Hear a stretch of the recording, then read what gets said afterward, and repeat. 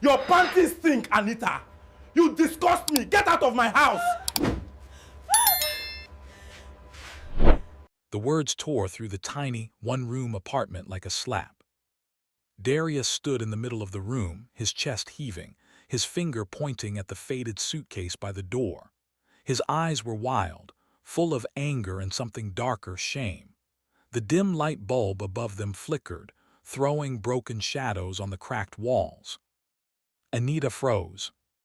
She was standing by the iron bed, holding a small plastic bag of tomatoes she had just bought from the roadside market. Her hands shook so badly that one red tomato slipped to the floor and rolled under the bed. What did you say?" she whispered. "You heard me," Darius shouted. "Every time you bend near me, the whole room smells. A whole woman, and you cannot even keep yourself clean. You want me to die in this poverty and bad smell." The insult hit her deeper than any slap. Anita wasn't perfect, but she was clean. She washed her clothes with bare hands, even when there was barely enough soap. She fetched water from a broken tap 2 streets away. She lined her pants on a rope that hung across their tiny balcony. She did everything she could, but the man she loved, the one she had suffered with, looked at her now as if she was something rotten. Slowly, her eyes filled with tears.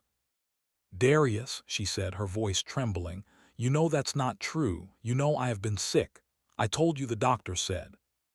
"The doctor?" Darius barked a bitter laugh. "Which doctor? That free clinic that smells worse than this room. Don't even start. I am tired of excuses, Anita. Tired of your sickness. Tired of this poverty. Tired of you." He snatched the plastic bag from her hand and flung it aside. The tomatoes burst on the ground, staining the cracked cement with red. "That's my last money," she whispered. "And am I the one who told you to be poor?" he shot back. "Look at you. No job, no children, no respect. Even your own husband cannot stand your smell. You have turned my life into shame." Anita swallowed hard, the tears now running freely down her cheeks. Just outside the thin door, life went on. The sound of children playing on the dusty street floated in. A neighbor's radio played a soft Afrobeat tune. Somewhere, a vendor shouted the price of roasted corn. But inside that room, Anita's whole world was ending. "Do you remember," she began softly, "when we had nothing but Gary and salt? When we slept on the floor with one wrapper? When you used to hold me and say, 'One day, Anita, we will live in a big house, and I will never forget how you stood by me.'" Darius looked away, jaw tight. She took a shaky breath. "I washed clothes for people. I hawked fried plantain on the street. I carried loads in the market just so we could eat. I stood under the sun until my skin burned. Was I smelling to you then?" "That was before," he snapped. "Before I realized I married bad luck." The words sliced through her like a knife. Somewhere deep inside, something in Anita cracked. For years, she had carried this marriage like a load on her head, believing that if she endured long enough, things would change. She had prayed. She had fasted. She had believed in the dream Darius painted for them. But now, the same mouth that used to call her my queen was calling her dirty and useless. "Pack your things," Darius said coldly. "My friend Malik told me he can hook me up with a rich woman who lives in America and just came back. I need a fresh start. Not this curse." Anita stared at him, stunned. "You want to throw me away like trash because someone told you he knows a rich woman?" she asked. "After all we've been through?" Darius shrugged, his expression hard. "Life is not storybook," he said. "I am tired of being poor. If you cannot help me rise, at least don't drag me down. I said pack your things and leave. Today." Silence hung between them for a long, painful moment. Finally, Anita moved. She walked slowly to the small wooden box where she kept her few clothes. Every step felt heavy. She folded 2 skirts, 3 tops, her old church dress. Her fingers touched the white cotton underwear Darius was talking about earlier. She stared at it for a moment, her eyes filling again. She put it quietly in the bag. "Where will I go?" she asked, not looking up. "I don't care," Darius replied. Go to your mother's village, go to church, go anywhere, just get out before night. She thought of her mother, long buried under red earth in a small village far away. She thought of her father who had died when she was a child. There was no one to go back to, no rich relative, no friend who could carry her for long. For a moment, fear squeezed her chest. But something else began to rise too. Dignity. Anita straightened slowly. She wiped her face with the back of her hand and picked up the small bag. I may be poor, she said quietly, but I am not dirty, and I am not your curse. One day, Darius Johnson, you will remember these words. He rolled his eyes. A beg, he said, waving his hand like he was brushing away dust. Just go before I say something worse. She walked to the door, her heart pounding.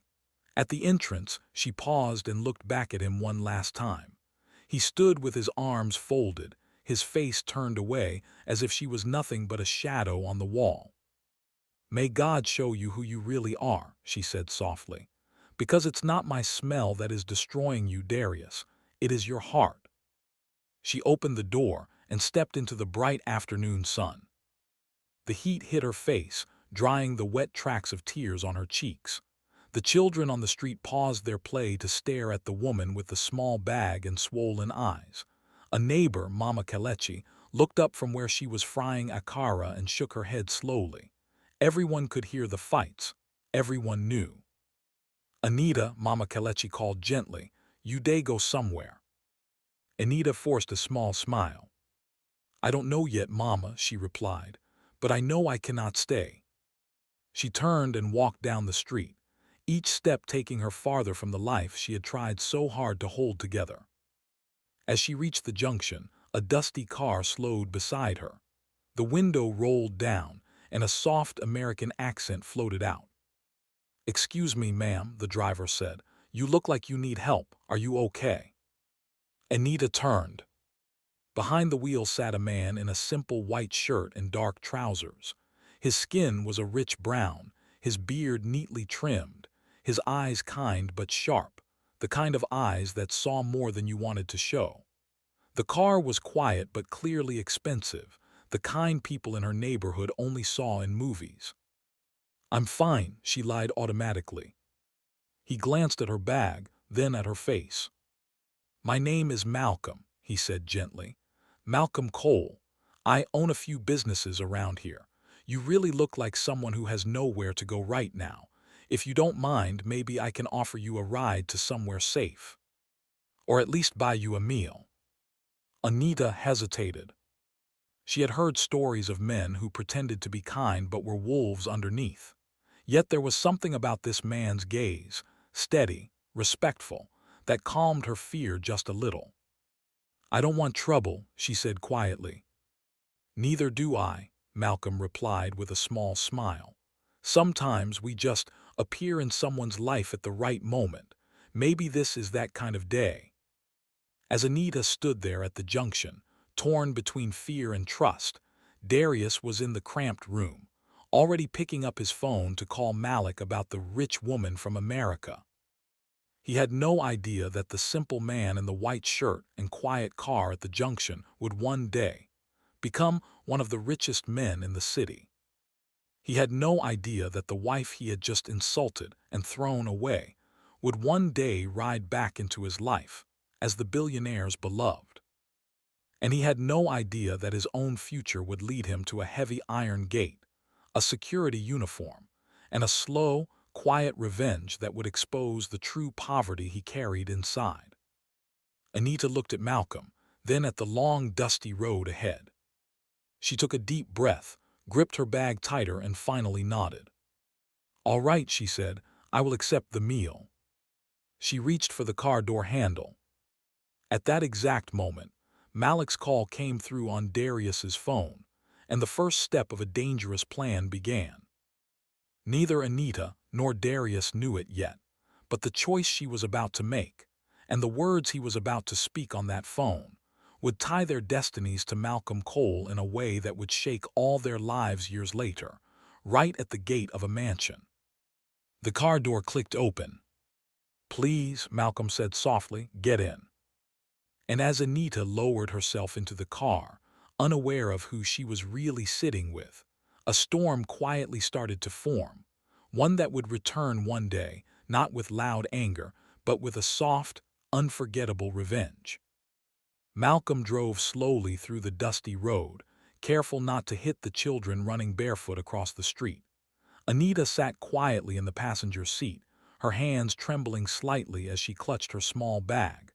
The scent of new leather filled the air. It felt unreal to be inside a car this clean, this soft, this peaceful, especially after what she had just walked away from. She stared out the window, watching her old neighborhood fade behind them like a bad dream. "Are you sure you're all right?" Malcolm asked gently. Her voice cracked when she answered, I will be." He didn't push. Instead, he turned up the air conditioner a little, letting the cool breeze wash over her face. She closed her eyes for a moment, savoring the comfort she hadn't felt in years. After a few minutes, he spoke again. "If you don't mind me asking, what happened?" Anita hesitated. Shame rose in her chest like thick smoke. She didn't want this stranger, a man with a kind face and a car that smelled like peace, to know she had been thrown out like trash. But some truths were too heavy to carry alone. "My husband, he kicked me out," she whispered. "He said I was dirty, that I was holding him back, that he wanted someone else." Malcolm's grip on the steering wheel tightened. "No husband should speak to his wife like that," he said calmly, but his eyes darkened. "No woman deserves to be shamed." Anita swallowed hard. "I tried my best," she said quietly, "but sometimes your best is not enough." Malcolm glanced at her again, studying her face, the hurt in her eyes, the strength buried underneath. He nodded slowly. "Sometimes," he said, "your best is more than enough. It's the people around you who fail to see it."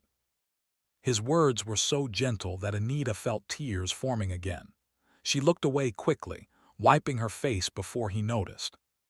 They drove into a quieter part of town, clean streets, tall trees, shops with proper signs. Anita's heart pounded. She didn't belong here. She barely belonged anywhere at all. Malcolm parked in front of a small but beautiful restaurant. Nothing flashy, but neat and warm, with glass windows that reflected the afternoon sun. "I know the owner," he said. "You'll be safe here." He stepped out and walked around to open her door.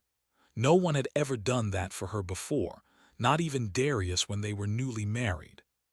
She stepped out carefully. Inside the restaurant, the air smelled of grilled chicken and fresh bread.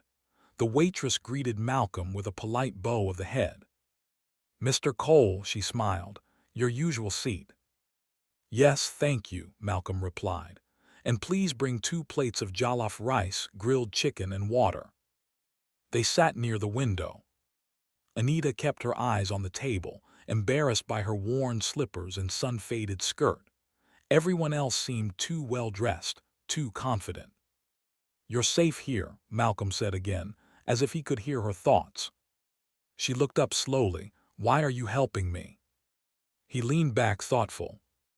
"My mother," he began, "was a kind woman. She helped everyone, and she taught me something before she died." He paused, then repeated the words softly. "Kindness is never wasted. It always finds its way back home." Anita felt the words settle into her heart. She nodded slowly. The waitress brought the food. Anita's stomach growled loudly. She froze, mortified, but Malcolm only smiled gently. "Eat please, you need strength." Her hands shook as she lifted the spoon. The first bite brought tears to her eyes. She hadn't eaten a proper meal in almost 2 days. As she ate, Malcolm watched her discreetly, not with pity but with a deep, quiet respect. When she finished, he placed a small card on the table. "This is the address of a women's shelter I support," he said. "They can give you a bed for the night, clothes, food, and medical attention.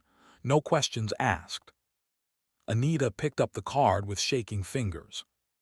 "I don't want to be a burden," she whispered. "You're not," he said firmly. "You're someone who needs help, and that's okay."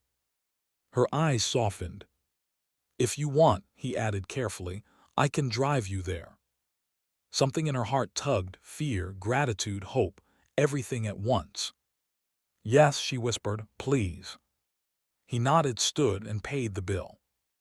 As they walked out of the restaurant, neither of them noticed the black Toyota Corolla slowing down across the street. Inside it, Darius stared through the windshield, his jaw dropping slowly. There, walking beside a clean-cut man, stepping into a luxury car, was Anita. His Anita. The same woman he had insulted, humiliated, and thrown out an hour ago. She was laughing softly now, her eyes brighter than he had seen in months. And the man beside her looked like somebody important, somebody rich. Darius's heart began to race, not with love but with panic. What if she tells him what I said? He whispered to himself. What if she ruins my chance with Malik's American woman? What if she... His thoughts tangled wildly. Malcolm opened the car door for Anita. Darius's stomach twisted. Who is that man? He muttered. Why is she entering his car? He ducked lower in his seat, watching them like a jealous thief. As Malcolm drove away with Anita, Darius started his engine and followed, keeping distance. His teeth clenched. She better not destroy my plans, he hissed under his breath. She thinks she can just walk away and embarrass me. Never. The car tailed them quietly through the streets. Anita, completely unaware, sat calmly in the soft passenger seat, finally letting her shoulders relax. You're very kind, she told Malcolm softly. I don't know how to repay you. One day, Malcolm replied with a small smile, your kindness will repay itself. That's how life works. Anita blinked at him, surprised. But Darius, jealous, threatened, boiling with insecurity, was watching all of it from behind, gripping his steering wheel until his knuckles turned pale.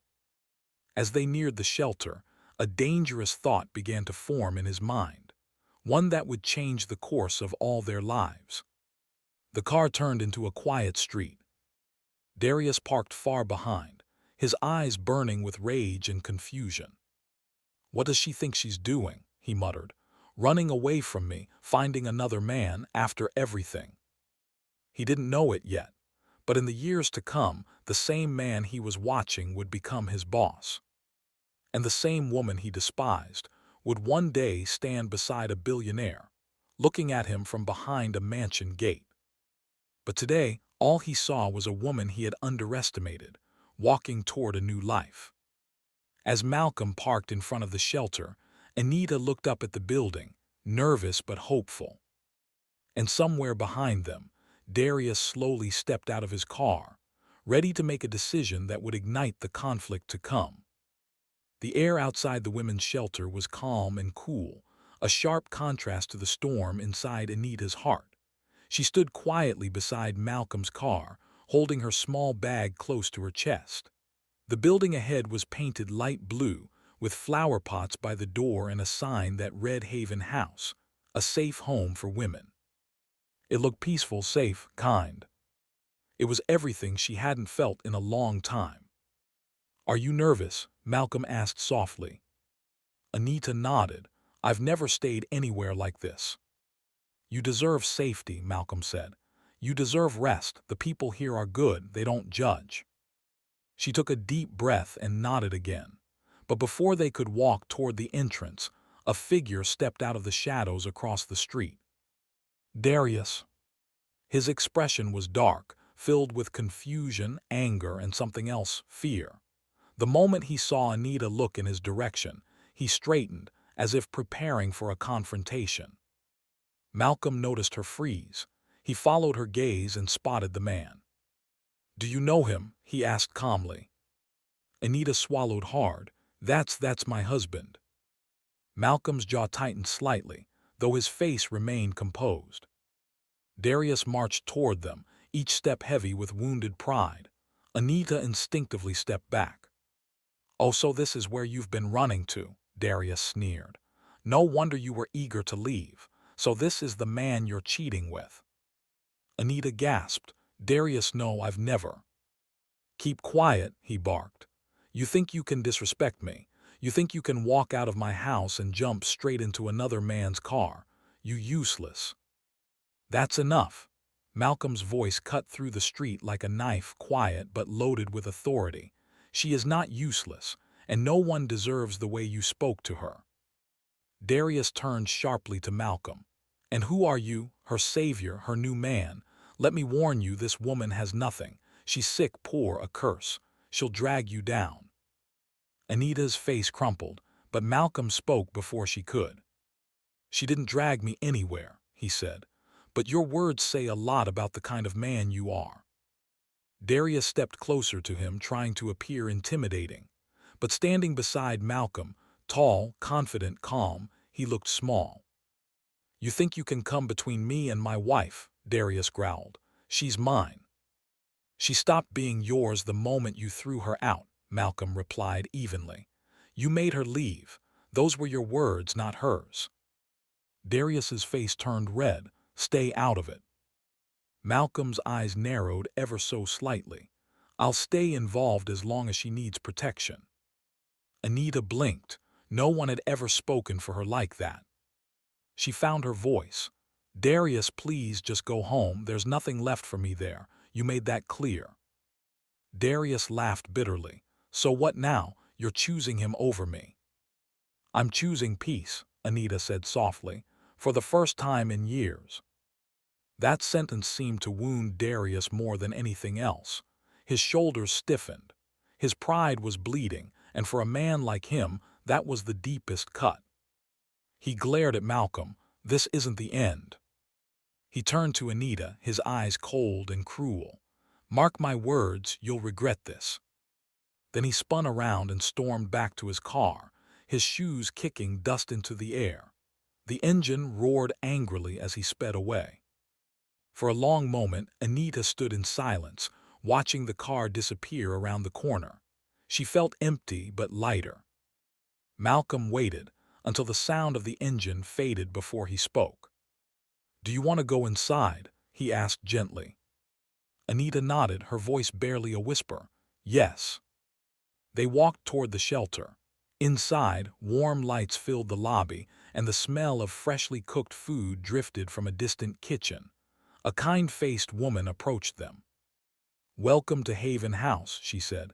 I'm Sister Ruth. How can I help you? Malcolm gave a respectful nod. She needs a place to stay for a while. She's been through a lot. Sister Ruth looked at Anita with gentle eyes. You're safe here, my dear. Tears welled in Anita's eyes again, but this time not from pain. Sister Ruth led her to a small office to register.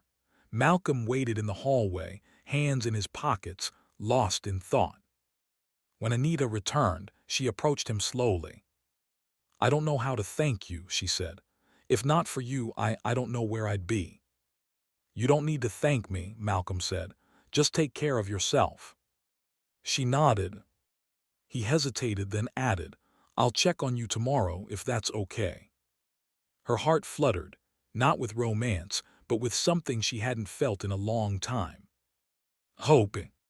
That's okay, she said shyly. He smiled, warm and genuine. Well then, he said softly, rest. You deserve it. He turned to leave, but before he reached the door, Anita called after him. Why did you help me? Malcolm paused, hands in his pockets. He glanced back at her with a calm, thoughtful expression. Because everyone deserves kindness, he said, especially when the world tries to take it away from them. He walked out, leaving Anita standing in the hallway, holding her small bag, her heart beating with a quiet new strength. Hours later, night settled gently over the shelter. The other women offered her warm smiles and soft blankets. For the first time in months, Anita slept without fear, without insults echoing in her ears, without worrying if she'd done something wrong. She slept like someone who had finally stepped out of a cage. But across town, Darius didn't sleep at all. He sat in his tiny room, packing back and forth, replaying everything. Anger burned his chest like fire. He drank cheap alcohol, his mind racing with jealousy and wounded pride. "Who does that man think he is?" he muttered. "Who does she think she is?" He wanted control, he wanted ego, he wanted pride. He didn't want Anita, but he didn't want anyone else to respect her either. He didn't know it yet, but the simple act of throwing her out, the act he thought would make his life easier, had set something powerful in motion. A chain of events that would eventually lead him to kneel at a mansion gate, while the woman he mocked would stand on the balcony above, wearing diamonds, smiling beside the man he insulted. But for now, neither of them knew how far this journey would go. Chapter 3 could only end with one truth. A man who abuses his power always believes he's untouchable, until life puts him at the mercy of the very person he once stepped on. Morning light slipped through the thin curtains of the shelter's small room, painting soft lines across the walls. Anita opened her eyes slowly, not to the sound of shouting or crashing pots, not to insults or fear, but to silence. A peaceful silence. For a long moment, she lay still, letting the warmth of the sun touch her skin. She wasn't used to waking up without tension in her chest. She wasn't used to breathing without feeling as if she needed permission. For the first time in years, she felt safe. After a warm shower and a clean set of donated clothes, a simple blue gown and soft slippers, she joined the other women in the dining hall. The smell of fresh pap and akara filled the room. She sat quietly at a table, unsure if she belonged, until a woman with braided hair waved her over. "Sit with us," the woman said with a warm smile. "You're new here, right? I'm Lauren." Anita smiled shyly. "Yes, I came last night." "Well, you're welcome," Lauren said. "We're all sisters here, no judgment, no shame." Anita nodded slowly, her eyes glistening. As she finished her meal, Sister Ruth approached her gently. "A young man came earlier today," she said. "He said he was checking in on you." Anita blinked. "Malcolm." "Yes," Sister Ruth said, smiling. "He said he'll return later." A strange flutter rose in Anita's chest, not romantic, not yet, but comforting. Someone cared whether she was okay.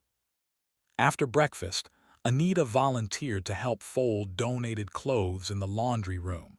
She needed to keep busy. Work kept her from replaying Darius's words. Work helped her remember she was still useful, still human, still worthy. Meanwhile, across town, Darius woke up with a pounding head and a bruised ego. He staggered to the mirror and stared at himself. His eyes were red. His breath reeked of alcohol. His mind replayed every moment from the day before, the argument, the insults, the sight of Anita in another man's car. "Malcolm," he spat the name like poison. "Who does he think he is?" He didn't know Malcolm's real identity. To him, Malcolm looked like an ordinary man. But something about the calm confidence in his voice haunted Darius, made him feel small, made him feel powerless. And Darius hated feeling powerless. He grabbed his phone and dialed Malik. "Guy, that American woman, when can I meet her?" Darius asked anxiously. Malik yawned. "Relax, she day busy. I go call you when she free." Darius gritted his teeth. "I need it soon. I need a fresh start." But Malik laughed teasingly. "Because Anita don't get new man Abai." Darius froze. "How did you?" "Everybody for street don CM," Malik said. "She enter big man car yesterday. You think just no go fly." Darius's stomach twisted in embarrassment and rage. "Just call me when she's ready," he snapped and hung up. He paced the room, muttering curses under his breath. His pride was bleeding. He had thrown out his wife expecting freedom, expecting a better life, but instead he felt smaller than ever. He needed to feel in control again. He needed to put Anita back in her place. He didn't know it yet, but life was already preparing a lesson, one he would never forget. Later that afternoon, Malcolm returned to the shelter. He carried a small bag with him.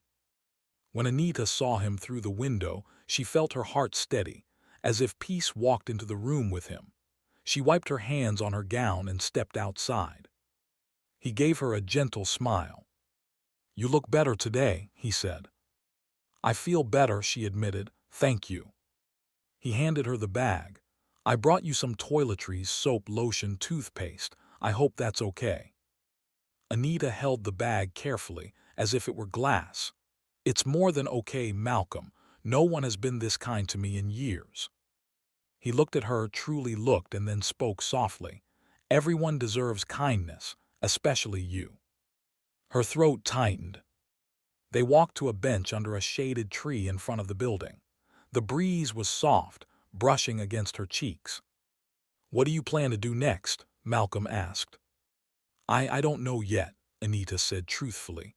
"But I want to work. I don't want to depend on anyone. I want to build myself again." "That's a good plan," Malcolm nodded.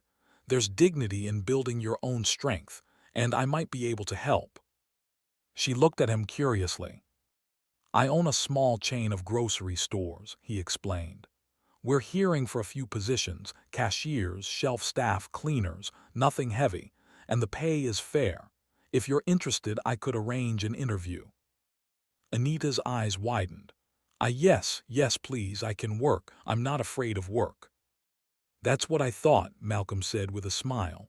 "You have a strong spirit." She looked down shyly. Compliments were foreign to her after years of insults. "Thank you," she whispered. "I'll pick you tomorrow morning," Malcolm said. "We'll meet the store manager." She nodded eagerly. For the first time in a long time, she felt a spark inside her, ambition, possibility, a future that didn't look like suffering. As they sat quietly, she finally asked, "Malcolm, why did you really stop to help me that day? You could have just driven past." He thought for a moment. "I grew up watching my mother suffer," he said softly. "My father mistreated her. She endured things she never deserved. I promised myself that if I ever saw a woman in need, really in need, I would help, for her sake." Anita's heart softened. "That's very kind of you." "It's the least I can do," Malcolm replied. The moment felt gentle, healing, like a tiny seed of something new had been planted in both their lives. But peace never lasts long where jealousy is alive. That evening, as Anita joined the other women for dinner, a message buzzed on her donated phone. It was from an unknown number. "You think you're safe. You think you can embarrass me. Watch yourself." Her hands went cold. "Darius." Fear pricked at her skin like needles. She deleted the message immediately. She didn't want anyone in the shelter worried or harmed because of her. But across town, Darius wasn't finished. He visited Malik again that night, drinking heavily, trying to numb the bitterness inside him. But alcohol only fueled his anger. "She humiliated me," he slurred. "She ran off with some rich-looking guy. She thinks she can rise above me. I'll show her." Malik frowned. "Guy, calm down." "No," Darius snapped. "She belongs to me. She cannot just walk away." But the truth was simple. She had walked away. And he couldn't handle the reality that he had no power left over her. His pride was cracking. His anger was growing. And slowly, dangerously, his resentment toward Malcolm, this stranger who dared protect her, began to overflow. Night settled at the shelter. Anita lay in her bunk, staring at the ceiling. For the first time, she wasn't crying from despair, but from hope mixed with fear. Hope for tomorrow. Fear of what Darius might do. She pressed her hands together and whispered a quiet prayer. "God, please protect me." Outside, the wind brushed against the trees. Across town, Darius sat alone in the dark, whispering his own vow. She will regret this. And unknown to him, fate was already turning its wheels, preparing a path that would take him from prideful husband to powerless gatekeeper. The next morning dawned bright and cool, carrying a gentle breeze that rustled the trees outside Haven House. Anita woke before sunrise, her heart beating with nervous excitement. Today was her chance, her first real chance in years, to stand on her own feet. She dressed carefully in the clean clothes the shelter had given her, a neatly pressed blouse and a long black skirt. She tied her hair back, looked at herself in the small mirror and whispered, "Today will be different." At exactly 8 a.m., a silver SUV pulled up outside the shelter. Anita's breath caught when she saw Malcolm step out. He always carried himself with a quiet confidence, but this morning something seemed different, more intentional, more focused. "You're ready," he said with a warm smile. "I am," she replied, and for once she meant it. They drove through the busy streets of the city until they reached a large modern building with a sign that read Colmart Superstore's head office. Anita blinked in surprise. "I thought we were going to a grocery store," she said softly. "We are," Malcolm said. "This is where the interviews are done." Inside the reception, a woman greeted Malcolm respectfully. "Good morning, Mr. Cole." Anita froze. "Mr. Cole." She turned to him slowly. "Your last name is Cole." He nodded gently. "And this building, it has your name." "Yes," he said simply. Anita stared at him, stunned. "Malcolm, is this your company?" "One of them," he replied. "I didn't want to overwhelm you on the first day we met." She blinked rapidly, speechless. The calm man in the simple shirt and quiet car, the man who had helped her without expecting anything, was actually wealthy, very wealthy, yet he treated her with more kindness than anyone she had ever known. "Don't worry," he added softly. "You'll still be interviewed like everyone else. No special treatment." She nodded, still in quiet disbelief. He led her to an office inside the HR department. The manager, a round-faced woman with gentle eyes, shook Anita's hand. "We've been expecting you," she said. "Mr. Cole speaks very highly of your strength." Anita swallowed hard. "Thank you." The interview lasted 30 minutes. They asked about her previous jobs, about her willingness to learn, about her ability to handle customers. Anita spoke honestly about her past work washing clothes, selling food, assisting market women. She didn't exaggerate or pretend. She simply told the truth. When they were done, the manager smiled. "You have a job," she said. "You start tomorrow morning." Anita gasped softly. Tears gathered in her eyes, but she blinked them back quickly. "Thank you," she whispered. When she stepped back into the hallway, Malcolm was waiting. She looked at him with shining eyes. "I got it." He smiled, the kind that reached his eyes. "I knew you would." For the rest of the day, Malcolm drove her around town to buy essentials.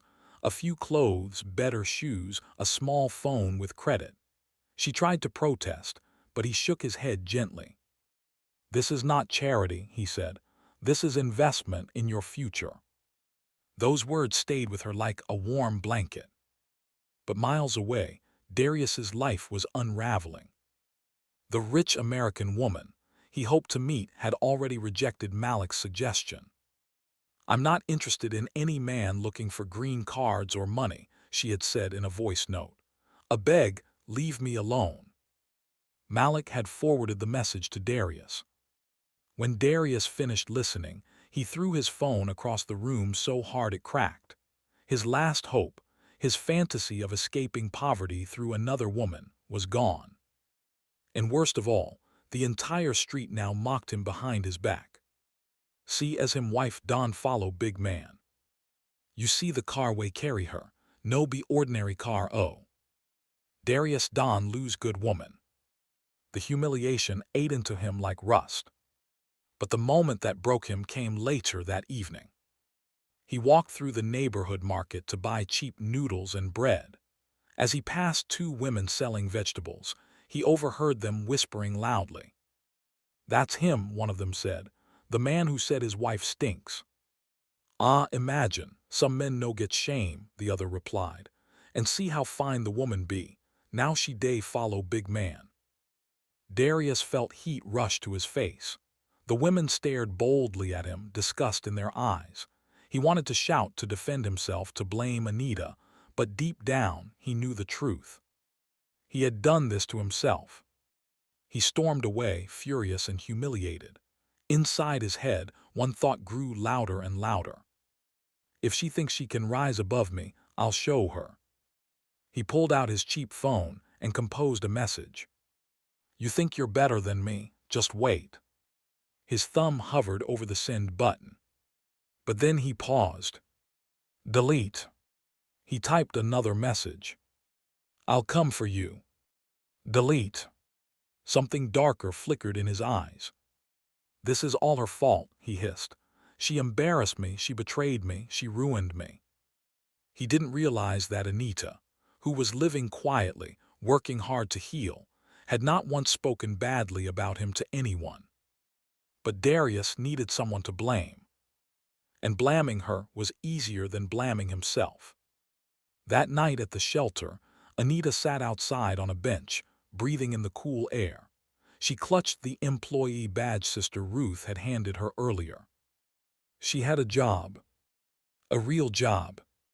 Tomorrow would be her first official day at Colmart. Malcolm had dropped her off hours earlier, leaving her with a soft smile and words that still echoed in her mind. You deserve this new beginning. She closed her eyes, letting the peace sink deep into her bones.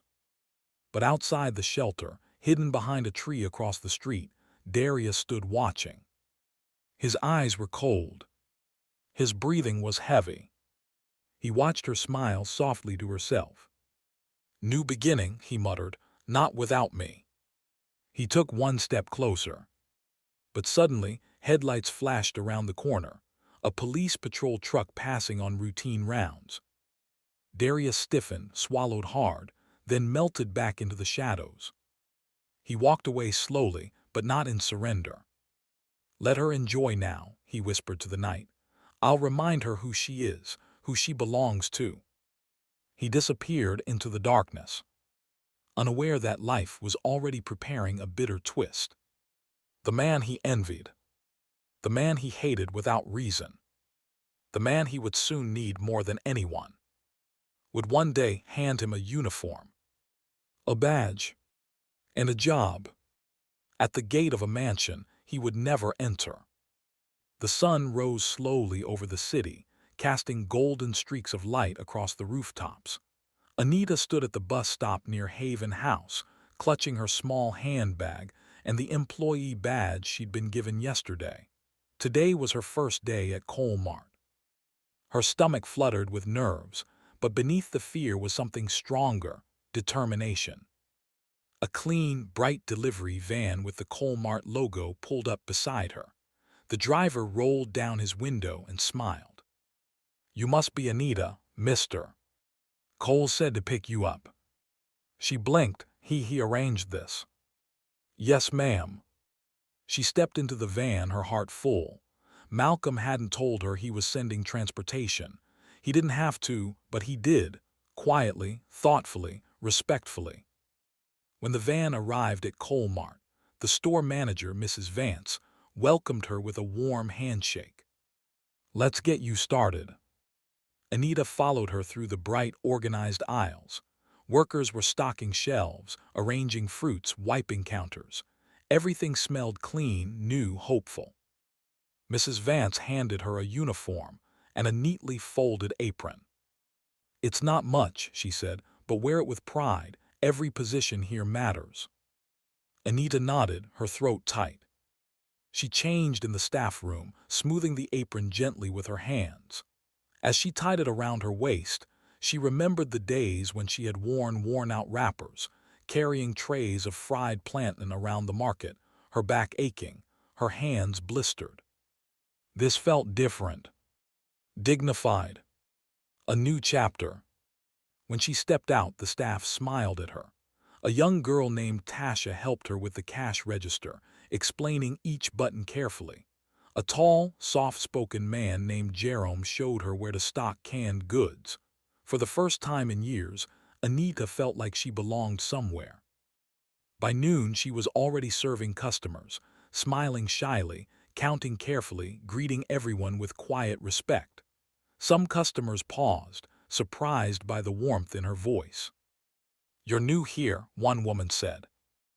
"Yes, ma'am," Anita replied. "Well, they chose right. You're lovely," the woman said before walking away. Anita's cheeks warmed with joy. Meanwhile, a storm was brewing elsewhere. Darius sat in the cramped room he now shared with two other men. The rent was overdue. Malik had stopped answering his calls. The street gossip had turned against him. His pride, once the only thing he held onto, was slowly rotting from the inside. He needed money, he needed control, he needed victory. So he walked from shop to shop, asking for work, any work. But each time he mentioned his name, someone whispered, someone snickered, someone shook their head. By the time he reached the wealthier part of town, desperation clung to him like sweat. He saw a job listing, taped to the iron gate of a massive mansion. WNTED, gatekeeper/security assistant. Must be available immediately. Inquire within. He scoffed, gatekeeper him, a man who once dreamed of wealth and influence. But hunger pushed him, shame pushed him, reality pushed him. He hesitated. Then he pressed the bell. A young guard opened the smaller side gate and looked him over. "Yes, I'm here for the job." "CV."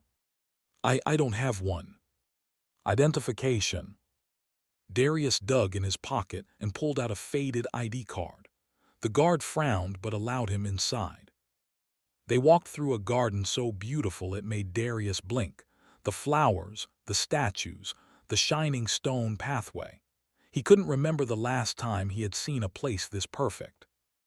They entered a small office beside the main building. The guard spoke to another man who looked like the chief of security. "Sir, applicant for the gatekeeper position." The chief looked up. "Name?" "Darius Johnson." He scribbled it down. "Experience?" I used to help at a mechanic workshop." "Why do you want this job?" Darius swallowed. "I need work, any work." The chief studied him quietly. "We'll contact the homeowner. Wait outside." Darius stepped back into the compound, feeling both hope and humiliation battling in his chest. The wealthy world around him felt like a reminder of everything he had lost, everything he had thrown away. As he waited, he imagined himself living in this compound: marble floors, expensive furniture, servants, rich food. Maybe this job was the beginning of something. Maybe fate still had plans for him. Inside the mansion, footsteps echoed along polished tiles. "Sir," the chief said respectfully, "there is an applicant for the gatekeeper job. Should I bring him to meet you?" A calm voice responded. "Yes, bring him to the side hall." The chief nodded and went to fetch Darius. Darius followed eagerly, trying to stand tall, trying to look confident. He didn't know why his heart suddenly raced. He didn't know why the air in the compound felt strangely familiar. But when the chief opened the door to the side hall, Darius froze.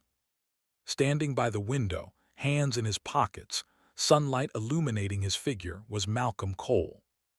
The same man. The same soft-spoken stranger he had insulted. The same man Anita had gotten into the car with. Darius's chest tightened like a clenched fist. Malcolm turned slowly, his expression unreadable.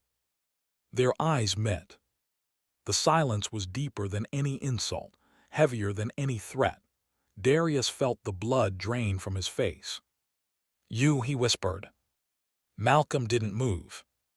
"You're the," Darius stammered, "the man from the street." Malcolm nodded once, calm, controlled, powerful in a way Darius had never understood until this moment. "Yes," Malcolm said quietly, "and this is my home." Darius's mouth opened, then closed, then opened again. He wanted to speak, to defend himself, to justify, to explain. But nothing came. Malcolm stepped closer, not aggressively, but with the calm authority of a man who had mastered himself. "You came to apply for the gatekeeper position," Malcolm said. "Is that correct?" Darius swallowed hard. Yes." The chief of security glanced between them, confused but silent. Malcolm looked at Darius with eyes that held no anger, but something deeper, something sharper. A soft, unspoken truth hung in the air. This is not revenge by force. This is life showing you yourself. Very well, Malcolm said. We'll discuss it. He turned to the chief. Give him water. I'll make my decision shortly. The chief nodded and led Darius out. When the door closed behind them, Malcolm let out a slow breath. Of all the possible ways fate could have woven their paths, this was the most poetic. Inside him, compassion warred with the memory of Anita's trembling voice on the day he met her. But outside the office, Darius sat on a wooden bench, trembling, not from fear of hunger but from fear of humiliation. Because for the first time in his life, he realized how small he truly was, and how big Anita's new world might become. Darius sat on the wooden bench outside the mansion's side hall, his hands shaking so badly that the plastic water bottle nearly slipped from his grip. Every breath he took felt tight, uneven, as if the air itself refused to cooperate with him. He had come looking for a job. A gatekeeper job. A job he believed was below him, yet he needed desperately. But he never expected to walk into the presence of Malcolm Cole, the same man he had mocked, insulted, and accused of stealing Anita. The same man who had treated Anita with dignity when he, her own husband, had thrown her out like trash. Each second felt heavier than the last. Inside the mansion, Malcolm stood by the window, staring out at the neatly trimmed garden.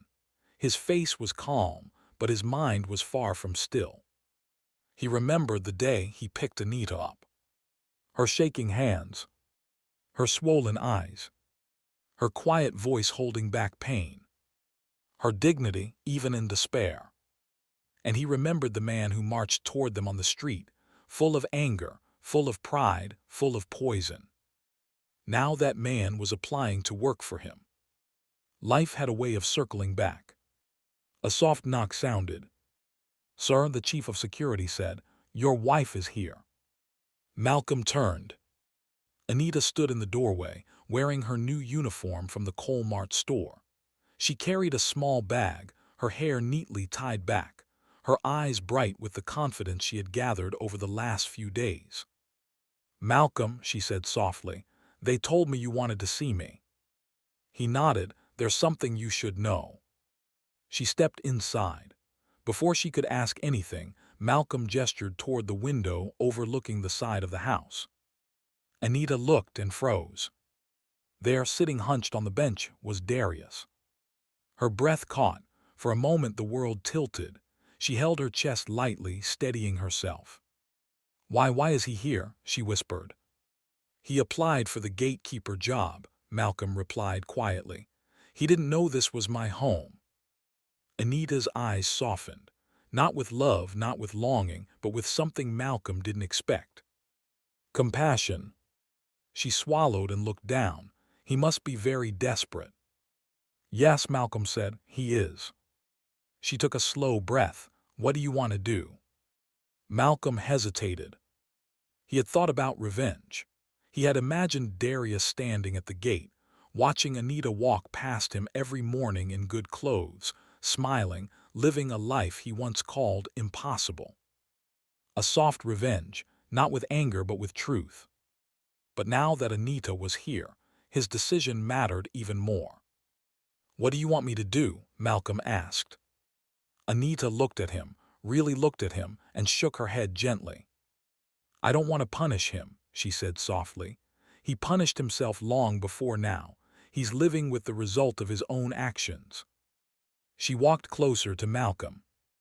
"And I don't want hatred to follow me into my new life." The simplicity of her words struck him deeply. She wasn't weak. She wasn't naive. She had simply decided to protect her peace. "Give him the job," she said. "Let him work, let him rebuild himself." Malcolm studied her face carefully. "You're sure?" he asked. "Yes," she whispered. It's enough for me to know that he finally understands what he lost. I don't need him to suffer. Life has already taught him what pride can do." Malcolm nodded once. He admired her more in that moment than ever before. 20 minutes later, the chief returned to the bench. "Mr. Johnson," he said, "the homeowner will see you now." Darius rose slowly, his legs weak.